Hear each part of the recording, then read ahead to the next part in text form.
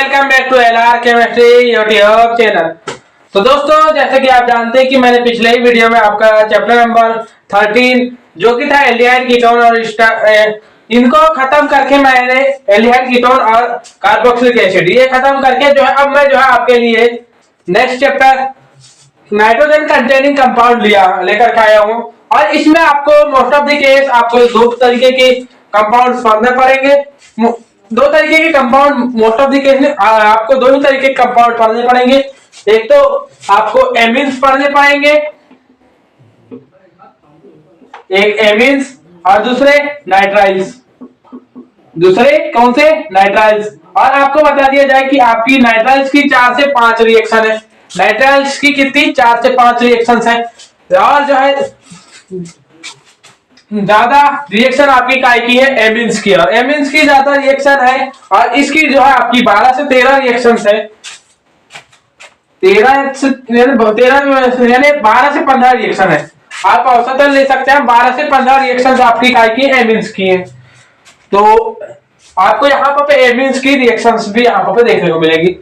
तो ये रही बात है। तो यहाँ पे आपको जो है जब आप पढ़ेंगे तो पिछले जो चैप्टर्स है उनमें जो है प्रिपरेशन मेथड्स को थोड़ा सा साइड वाइज कर दिया गया था, लेकिन यहाँ पे आपको प्रिपरेशन मेथड्स भी पढ़नी पड़ेगी। क्या पढ़ना पड़ेगा? साथ ही साथ प्रिपरेशन मेथड्स। और प्रिपरेशन मेथड्स में मैं जो है आपके लिए सबसे पहले लैब मेथड्स जिसकी इंपॉर्टेंट है उसको लेकर के आता हूँ। और उसके बाद जो है अलग अलग तरीके की और जो है आपको बता दिया जाए कि नाइट्राइल्स बनाने की कोई जो है मेथड्स आपके इंपॉर्टेंट नहीं है, जो भी है तो एमीन्स की है। और इसी वजह से जो अब जो है इसमें जो आपकी परीक्षा अध्ययन होती है वहां पर इसका नाम ही चेंज करके ओनली एमीन्स दे दिया गया। क्या नाम दे दिया गया? एमीन्स। तो आपको यहाँ पे एमीन की ही बात करनी है। अब आपको बता दिया जाए कि एमीन दो प्रकार के होते हैं। अब आपके सामने एक स्लाइड आ गई होगी। तो एमीन दो प्रकार के होते हैं। पहले एमीन कौन से? तो एक होते ओपन चेन और दूसरे होते हैं क्लोज चेन। मतलब कि जो एक तो एल्किल समूह से जुड़े हुए एमीन ग्रुप और दूसरे होते हैं बेंजीन समूह से जुड़े हुए होते हैं दूसरे वाले एल्किल जो एमीन ग्रुप है। अब यहाँ पर आप बात करेंगे तो हम बात करते हैं सबसे पहले काय की? Open chain. तो ओपन चेन में भी ये 3 प्रकार के होते हैं। ओपन चेन में भी ये 3 प्रकार के होते हैं। पहले होते हैं प्राइमरी, सेकेंडरी और टर्सरी, ये 3 होते हैं।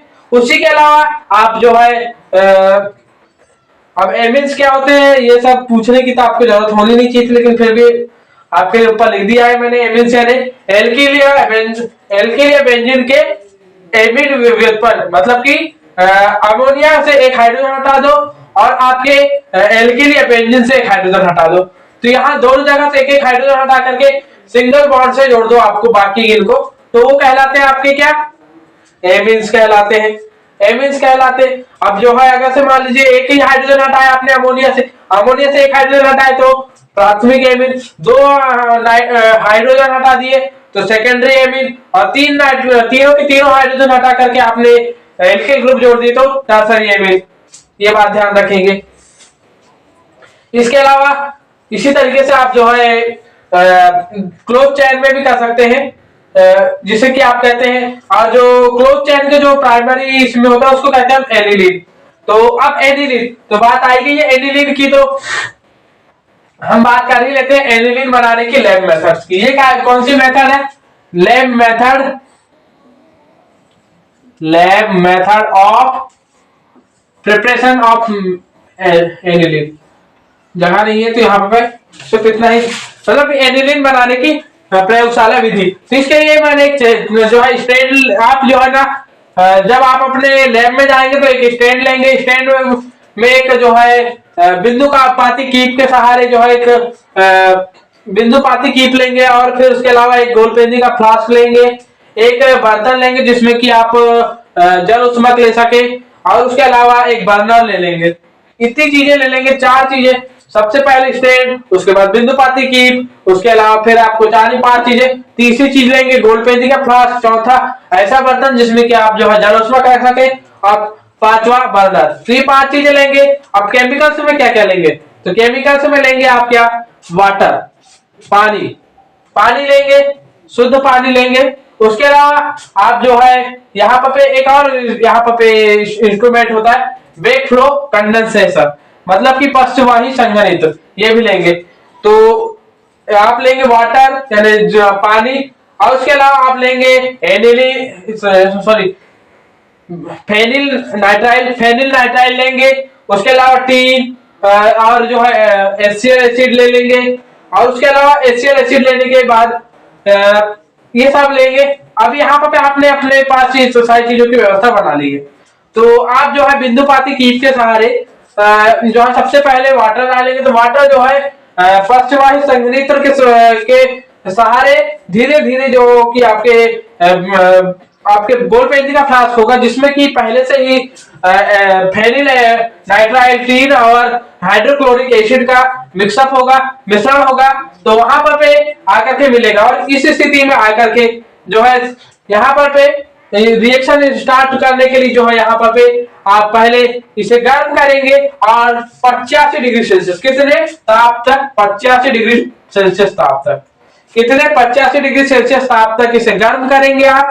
और 85 डिग्री सेल्सियस ताप तक गर्म करने के पश्चात उससे ज्यादा ताप नहीं होना चाहिए, पहले ही बता दिया जाए कि इससे ज्यादा ताप नहीं होना चाहिए। तो इतने ताप तक आप गर्म करेंगे, और उसके इस बाद ये रिएक्शन स्टार्ट हो जाएगा। और रिएक्शन स्टार्ट होगी तो सबसे पहले रिडक्शन होगा। क्या होगा? सबसे पहले रिडक्शन होगा। रिडक्शन से हमें पहले स्टार्टिंग में तो आपको एनिलीन प्राप्त हो जाएगा, लेकिन उस एनिलीन में जो है आपने पहले से ही क्या मिला करके रखा हुआ था, जो है टीन और जो है हाइड्रोक्लोरिक एसिड मिला करके रखा हुआ था। तो ये फिर से रिएक्ट कर लेंगे, रिएक्शन कर लेंगे इस एनिलीन के साथ, और रिएक्ट करके यहाँ पर आपको C6H5 NH2 HCl whole twice SnCl4 ये एक यौगिक दे देंगे, जो कि एक आपका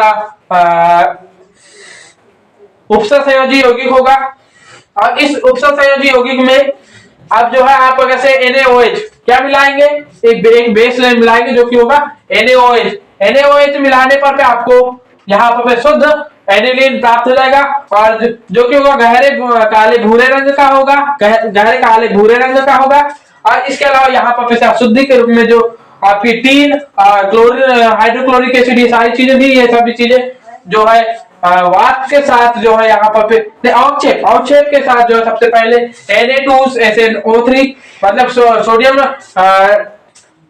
स्टेनस ऑक्साइड निकल जाएगा। इसके अलावा जो जल का अणु और जो जल में घुले हुए नमक जो है ये नमक जो है अवक्षेप बन जाएगा, साथ ही साथ जो जल का अणु है वो भाप के साथ बाहर निकल जाएगा। तो ये रहती है आपकी रिएक्शन, इस तरीके से ये रिएक्शन होती है।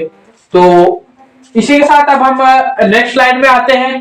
पूरी रिएक्शन आपको बता दी गई है, पूरी स्टेप बाय स्टेप बता दी गई है, और आपको बता दिया जाए कि यहाँ तो ठीक है आपकी ये रिएक्शंस तो आपके 12th में सिर्फ आपके कहाँ इंपॉर्टेंट होती बोर्ड एग्जाम में, लेकिन जब आप कॉलेज में आएंगे तो कुछ जो है आपकी थ्योरी की आपके प्रैक्टिकल्स जो होते हैं, आपके इनऑर्गेनिक के प्रैक्टिकल्स, जी हाँ वो इनऑर्गेनिक के प्रैक्टिकल्स जो है आपके प्रैक्टिकल बुक में ही होते हैं। जो आपके फिजिकल के प्रैक्टिकल होते हैं प्रैक्टिकल बुक के, लेकिन जो ऑर्गेनिक के प्रैक्टिकल्स होते हैं, ऑर्गेनिक के प्रैक्टिकल जो आपकी थ्योरी बुक होती है वहीं से उठा करके दिए जाते हैं।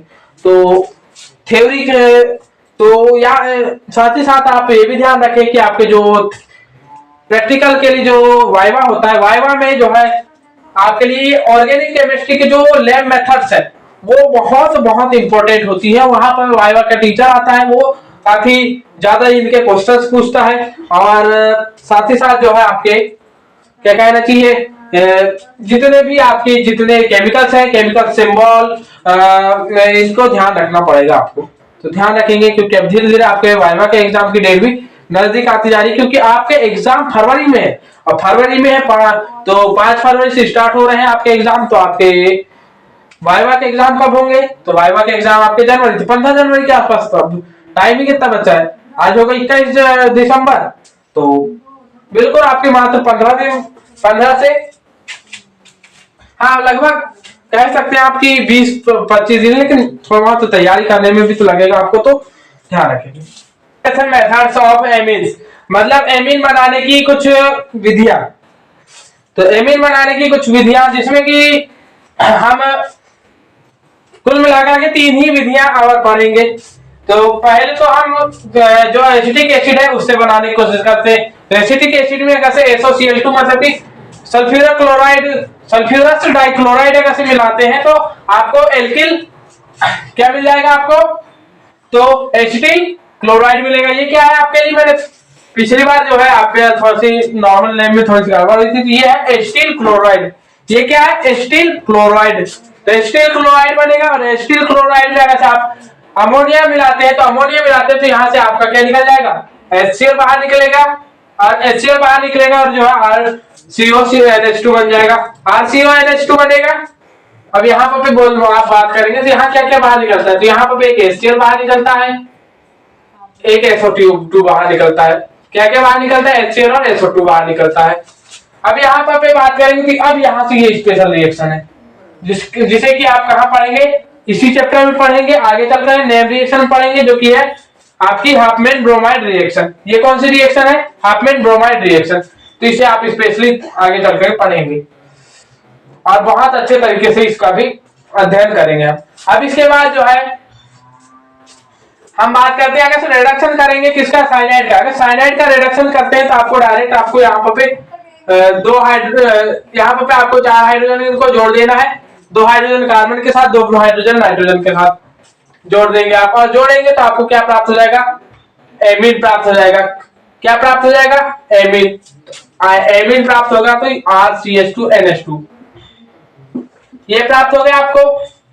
अब यहाँ पे अगर से और यहाँ पे याद रखेंगे जब भी आप अगर से धातु या धातु के साथ किसी अम्ल, धातु या धातु के साथ अम्ल अगर से इसका यूज कर रहे तो आपका रिडक्शन होगा। क्या होगा, धातु या धातु, केवल धातु या धातु के साथ अम्ल इनका यूज करते हैं तो आपको क्या प्राप्त होगा, यहाँ क्या होगा, रिडक्शन होगा। क्योंकि आपकी जो धातु है वो धनायन देती मतलब उनका ऑक्सीडेशन नंबर बढ़ेगा, ऑक्सीडेशन नंबर बढ़ेगा इसका मतलब वहां पे उनका खुद का ऑक्सीडेशन होगा। और ऑक्सीडेशन होगा तो जब खुद ऑक्सीडाइज होंगे तो दूसरे को क्या करेंगे, दूसरे को रेड्यूस करेंगे। तो कौन सी रिएक्शन देंगे, रिडक्शन रिएक्शन देंगे।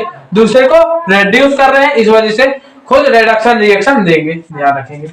ये बात को काफी अच्छे तरीके दिमाग में बात करके रख लेगा। और अगर से मान लीजिए आप आगे चल करके नीट का एग्जाम देने की कोशिश करेंगे, JEE का एग्जाम देने की कोशिश करेंगे या फिर किसी भी केमिस्ट्री फील्ड के केमिकल एग्जाम देने की कोशिश करेंगे तो वहां पे ये बात बिल्कुल आपको कुछ नहीं करेगा। एक कोई भी कंपाउंड दे देगा आंख बंद करके, वहां पर आपको धातु दे देगा और यह धातु के साथ कोई एसिड दे देगा तो आपको वहां पर क्या देखने को मिलेगा, आपको बताइए, वहां पर रिडक्शन देखने को मिलेगा। धातु के साथ अगर छाड़ देता है तो आपको जो वहां पर most of the case oxidation देखने को मिलता है, लेकिन कभी कभार धातु किस तरीके की उस हिसाब से भी वहां पर वैसे तो धातु के साथ आप अम्ल क्षार दोनों में से किसी का यूज कर, लेकिन मोस्ट ऑफ द केस उसका जो है यहाँ पे क्या देगी, तो आप बोलेंगे यहाँ पे सिर्फ एक ही तरीके की रिएक्शन देने की कोशिश करेंगे, रिडक्शन। लेकिन अधातु के साथ करेंगे बात तो अधातु यहाँ पे ऑक्सीडेशन देने की कोशिश करेंगे। अब आगे चलते हैं और नाइट्राइल के साथ भी अगर करते हैं तो यहाँ पे जल का अणु बाहर निकल जाएगा और बन जाएगा क्या, आपका जल का अणु बाहर निकल करके एमीन बन जाएगा। ये बात हुई। अब यहाँ पे तो बात हो गई आपकी एमीन की chemical reactions, sorry preparation methods की। अब बात करते हैं केमिकल प्रॉपर्टीज की यानी केमिकल रिएक्शंस की। तो केमिकल रिएक्शंस में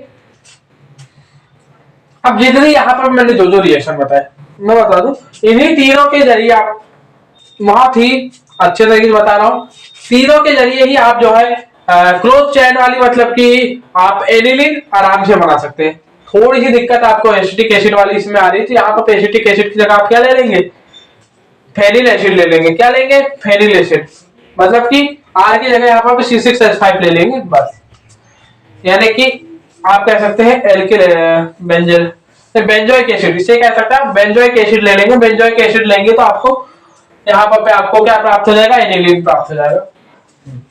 तो ये रही बात। अब एनिलीन में अगर से बेंजीन डाइएजोनियम क्लोराइड को मिलाते हैं, एनिलीन में बेंजीन डाइएजोनियम क्लोराइड को मिलाते हैं तो आपको HCl बाहर निकलता हुआ दिखाई देगा, बाकी सब एडिशन रिएक्शन दे देंगे।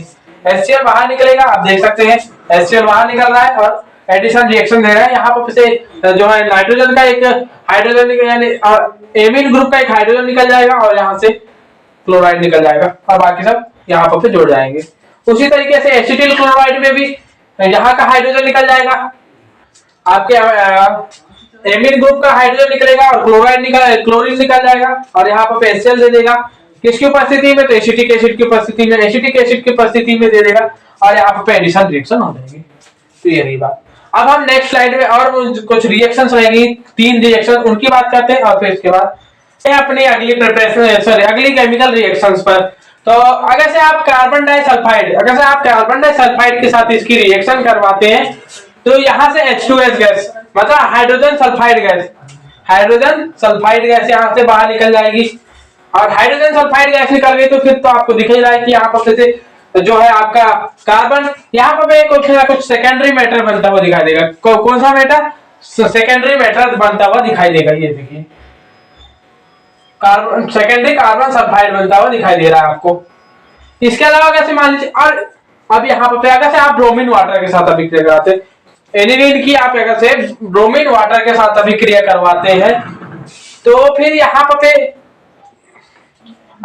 अब आपके लिए यहाँ पर चैलेंज है। तो यहाँ पर ध्यान रखेंगे जब भी आप ब्रोमीन वाटर की बात करेंगे तो ब्रोमीन वाटर में आप ध्यान रखेंगे कि यहाँ पर ट्राई ब्रोमो और जो कंपाउंड है, मान लीजिए आपने एल्कोहल में पढ़ा था तो ट्राई ब्रोमो फिनॉल बना था, ट्राई ब्रोमो फिनॉल, वैसे यहाँ ट्राई ब्रोमो एनिलीन बन जाएगा, ट्राई ब्रोमो एनिलीन बन जाएगा। अब सरप्राइज एंट्री के तौर पे आपके इसमें आ सकते हैं क्या? एल्डिहाइड, मतलब कि बेंजल्डिहाइड या फिर बेंजोकीटोन इनके साथ या फिर बेंजोइक एसिड इनके साथ अगर से आप ब्रोमीन वाटर की रिएक्शन करवाते हैं, ब्रोमीन वाटर के साथ रिएक्शन करवाते हैं तो क्या प्राप्त होगा? तो यहाँ पे सरप्राइज एंट्री ध्यान रख लेंगे, सरप्राइज एंट्री भी आएगी तो भी ध्यान रखेंगे। ट्राई ब्रोमो बेंजोइक एसिड बनेगा, ट्राई ब्रोमो बेंजल्डिहाइड बन जाएगा, ट्राई ब्रोमो क्या बन जाएगा आपका? कीटोन बन जाएगा, ट्राई ब्रोमो बेंजेनॉन बन जाएगा, ट्राई ब्रोमो बेंजेनॉन बन जाएगा। ये ध्यान रखेंगे। यदि से मान लीजिए आपने एसिटिक एनहाइड्राइड के साथ अभिक्रिया कराई तो यहाँ एसिटिक एसिड बन जाएगा, एसिटिक एसिड और बाकी सब यहाँ पे जो है एडिशन रिएक्शन देकर के C6H5NH3COCH3 बन जाएगा। तो दोस्तों इसी के साथ यह वीडियो आपका समाप्त होता है। तो दोस्तों जो है आपका इसी अगले वीडियो में हम बात करेंगे जो है कुछ नेम्ड रिएक्शन, उसके बाद नेम्ड रिएक्शन के बाद हाउ टू प्रिपेयर की बात करेंगे और फिर उसके बाद कुछ स्पेशल क्वेश्चन, और जो है अगले ही वीडियो में जो है आपकी रिएक्शंस खत्म कर दी जाएंगी और बच जाएगा कि आपका एक बहुलक वाला चैप्टर है उसे 1 से 2 वीडियो में उसे भी कंप्लीट कर दिया जाएगा। मतलब कि यहाँ से 3 वीडियो मैक्सिमम 3 वीडियो, तो 3 वीडियो आपके ऑर्गेनिक केमिस्ट्री में लगेंगे। तो उसके बाद 3 वीडियो के बाद आपकी बारी आ जाएगी काय में? फिजिकल में घुसेंगे हम। उसके बाद हम कहाँ आएंगे? फिजिकल में स्टार्ट करेंगे हम कौन सा चैप्टर? ध्यान रखेंगे, आपको पहले ही बता दे रहा हूँ, चैप्टर नंबर 4 आपका है, चैप्टर नंबर 4 केमिकल काइनेटिक्स से स्टार्ट करेंगे। तो दोस्तों और साथ ही साथ आपको बता दिया जाए कि आप जल्द से जल्द 1K सब्सक्राइबर कंप्लीट करवाइए, फिर हम लाइव इंटरेक्शन के साथ अपने कन्वर्सेशन को स्टार्ट करेंगे। तो दोस्तों इसी के साथ वीडियो देखने के लिए धन्यवाद। जय हिंद, जय श्री राम।